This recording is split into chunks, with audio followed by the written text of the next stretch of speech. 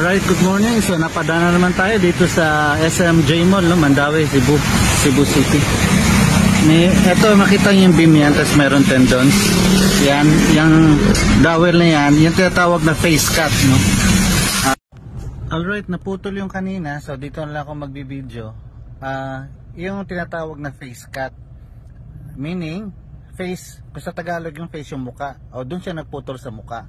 So hindi siya nagano, kung sabihin hindi siya dun sa L/4, alright, so dun siya mismo sa muka ng column.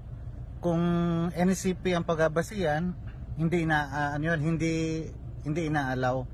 Although hindi inaalaw ng NCP lalo na sa kung SMRF kasi nasa panel zone yun nandiyon pinaka-stress sa panel zone between column and joint connection.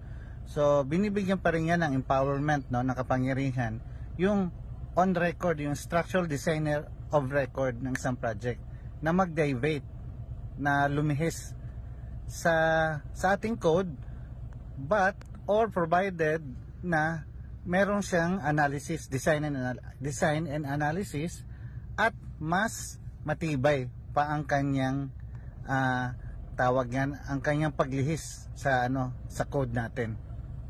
Anyway, yung lisensya niya ang nakataya doon.